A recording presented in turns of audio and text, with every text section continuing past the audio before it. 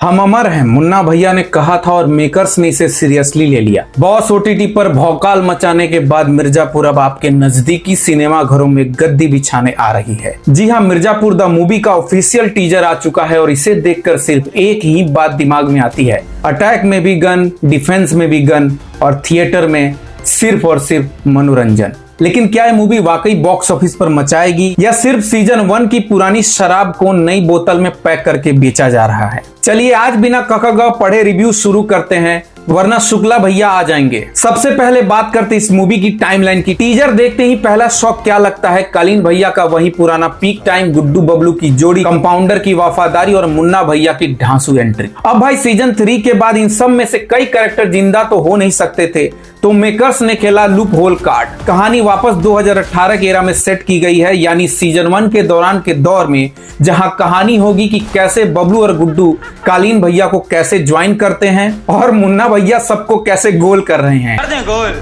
जी भैया जी, कर दें। कालीन भैया का भौकाल है, लेकिन उनके साम्राज्य में कोई सेंध मारने नया कैरेक्टर आया है, रवि किशन का। भाई समय आए तो रवि किशन जैसा। भाई तुम कोई भी सीरीज, फिल्म, मीम्स उठाकर देख लो, हर जगह उनका जलवा है। जल्दी लेट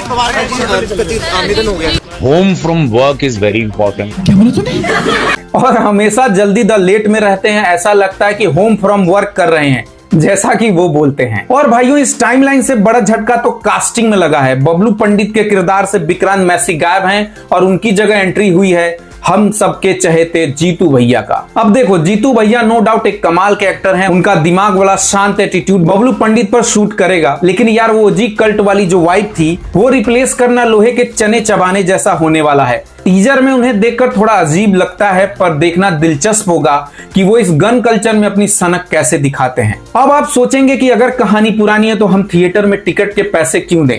यहीं पर आता है ट्विस्ट। टीजर का जो सेकेंड हाफ है वो मिर्जापुर की तंग गलियों से निकलकर सीधे राजस्थान के रितेले बॉर्डर्स पर जाता है। एस्थेटिक एकदम रॉ है और वहां एंट्री होती है रवि किशन की। रवि किशन का जो स्वैग है और जो डायलॉग है, ये इस फिल्म के लिए बेस्ट चॉइस हैं। कालीन भैया के इस गोल्डन एरा के साम्राज्य को चुनौती देने के लिए इस बार मिर्जापुर के बाहर से कोई बड़ा तूफान आ रहा है। सुशांत सिंह और रवि किशन का यह राजस्थानी एंगल मूवी को एक फ्रेश विजुअल स्केल दे रहा है। लेकिन रुकिए, इस ग्रैंड कमबैक के पीछे दो बहुत बड़े विलन हैं। पहला विलन सेंसर बोर्ड। मिर्जापुर अपनी गाली गलौज, खूंखार वायलेंस और एडल्ट कंटेंट के लिए जाना जाता है। ओटीटी पर तो खुल्लम खुल्ला चल गया, लेकिन क्या थिएटर का स्क्रीन पर सेंसर बोर्ड इस पर अपनी कैंची नहीं चलाएगा? अगर मेकर्स ने ए रेटिंग के साथ कॉम्प्रोमाइज किया तो मिर्जापुर का असली स्वाद खत्म हो जाएगा। और दूसरा विलेन है बॉक्स ऑफिस का क्लैश। ये फिल्म आ रही है 4 सितंबर को और ठीक इसके पहले अगस्त के आखिरी हफ्ते में 26 अगस्त को आ रहे हैं रॉकिंग स्टार यश अपनी टॉक्सिक लेकर। ऐसे में दो बड़े तूफानों के बीच मिर्जापुर की बंदूक की आवाज थिएटर में कितनी लंबी गूंजेगी, ये पूरी तरह से इसके स्क्रीन प्ले और नई कहानी पर डिपेंड करेगा। ओवरऑल कहें तो टीजर ने पुरानी यादों को ताजा कर दी है और मुन्ना भैया को बड़ी स्क्रीन पर देखना किसी ट्रीट से कम नहीं होगा।